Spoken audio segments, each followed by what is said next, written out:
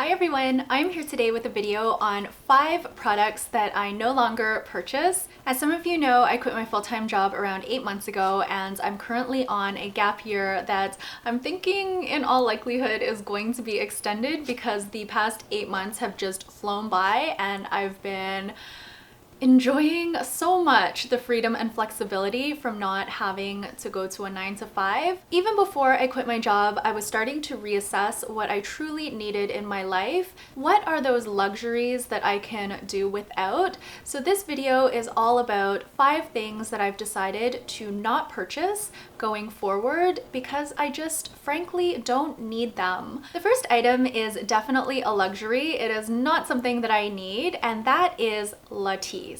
LATISSE is a product that makes your eyelashes grow. As someone who has had short, stubby lashes her entire life, I've tried all sorts of different mascaras. I went through a phase where I was getting lash extensions, and my friend actually introduced me to LATISSE. Her lashes grew so long and luscious using this product that I decided to go for it. This did have an impact on my lashes. They became longer and slightly fuller, but never to the same extent as my friends. Now this tiny 5 milliliter bottle costs around $220. It does last a very long time, especially since I started using it not every day, but every other day and then every third day. But now that I'm not working and I'd like to delay going back to a 9 to 5, this is really a luxury that I am not willing to splurge on going forward.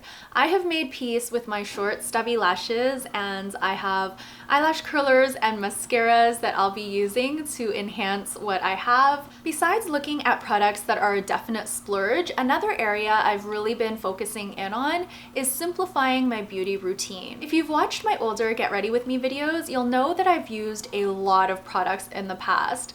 My makeup routine just had many different steps.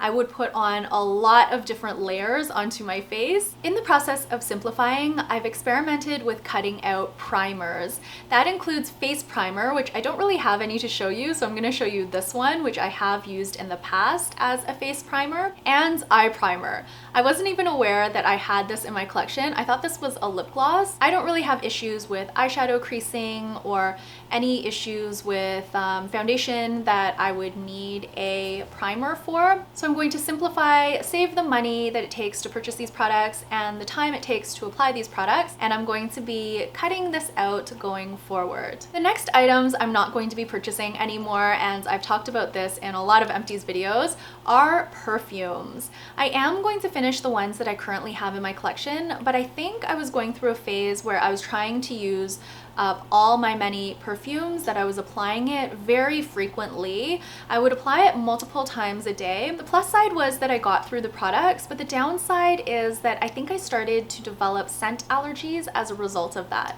So now I am a little more sensitive to scents.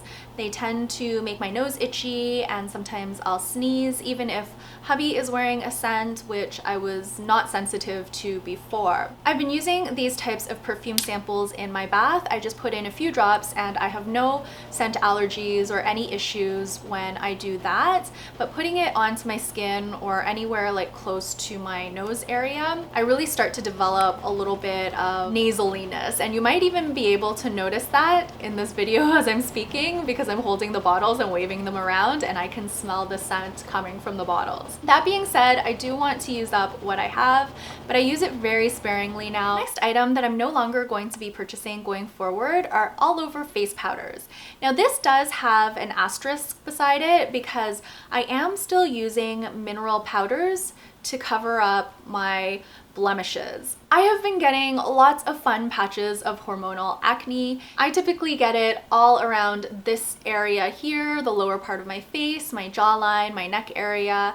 If you follow my channel, you'll know that this happens and I've been talking about it for a long time. I'm finally trying to change my diet a little bit to see if it helps, but as of now, I am still getting the breakouts. So what I do is I use a mineral powder, and I've been using this one here, which is a discontinued product product. It's a mineral concealer, and I'll just take the brush that's on here and I'll dab it onto my blemishes just to reduce the redness and the shininess. I no longer use products like this. This is the Mineral Skin Finish by MAC all over the face because I found that that really highlighted my fine lines.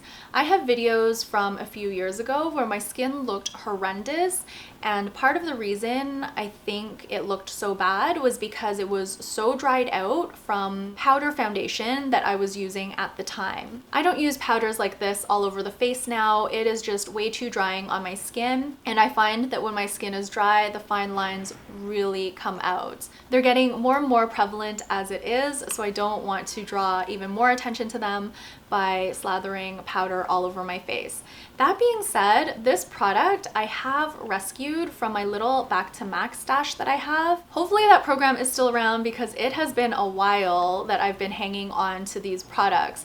I'm glad though that I hung on to this because now that this powder concealer is almost done, consider going out and buying another powder to use on my blemishes until I remembered that I had this product kicking around. I've used it today on a couple of blemishes here and as well on 2 or 3 blemishes that I have on my jawline. I'm no longer going to be buying all over face powders, but I am going to continue to use this product as a powder concealer. The last product I'm going to talk about today isn't beauty related, but it is a toiletry item that I was pretty hooked on, and that was POURRI. POURRI is a product that you spray into your toilet and it reduces the scent of subsequent items that go in there. This definitely is not a necessity, but I just kind of got hooked on it. I liked the marketing, I liked the scent. I had the disposable income at the time, so I would just buy this on repeats. When I started thinking about what I need going forward, this item did not make the cut. This stuff costs a lot and you're spraying it into your toilet.